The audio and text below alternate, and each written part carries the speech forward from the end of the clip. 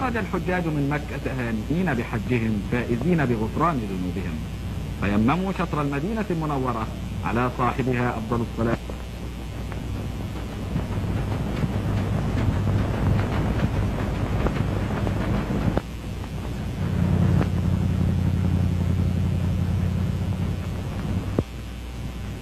المدينة المنورة مدينة الجهاد في سبيل الله ومثوى الحبيب المحبوب وآل بيته والصحابة المقربين والشهداء والصديقين.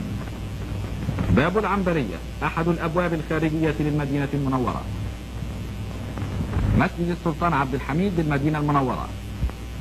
قبر سيدنا حمزة بن عبد المطلب رضي الله عنه عم الرسول عليه السلام وأخيه في الرضاعة. جبل أحد الذي قامت في موقعة أحد سنة 3 هجرية واستشهد فيها سيدنا الحمزة.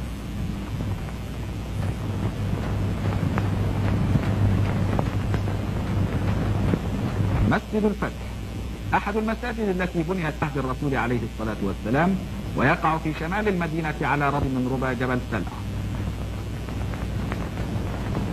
مسجد القبلتين به محرابان، أحدهما يتجه إلى الجنوب جهة الكعبة والآخر يتجه إلى الشمال جهة بيت المقدس.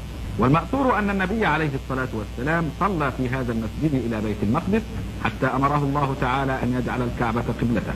بستان ومسجد عروة في ظاهر المدينة.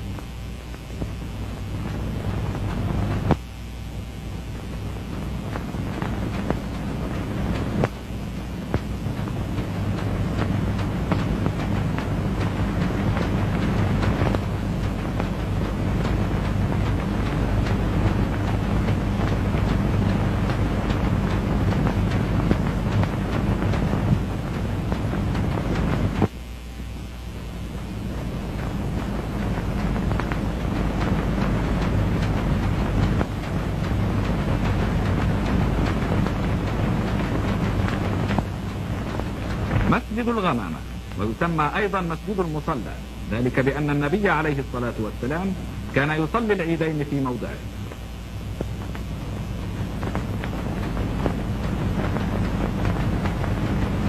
مسجد سيدنا أبي بكر الصديق رضي الله عنه.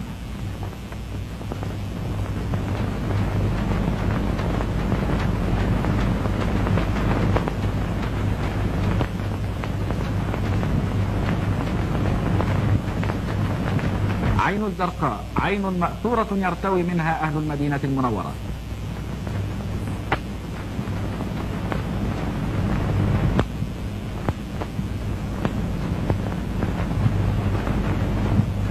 مسجد قباء أول بناء أقيم في الإسلام ليكون مسجدا، بناه الرسول عليه الصلاة والسلام عند دخوله المدينة، وهو المسجد المقصود بقوله تعالى: لمسجد أسس على التقوى من أول يوم أحق أن تقوم فيه رجال يحبون أن يتطهروا والله يحب المطهرين.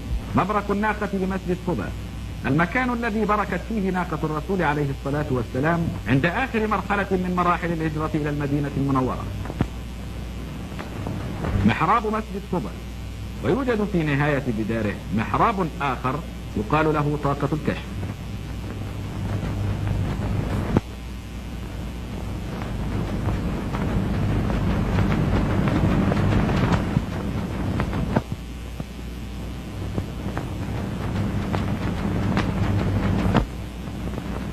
شارع بالمدينة المنورة يؤدي إلى الحرم الشريف.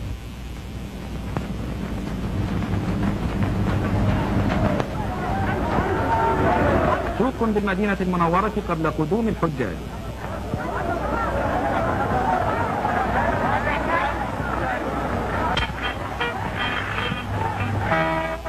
سوق بعد قدوم الحجاج.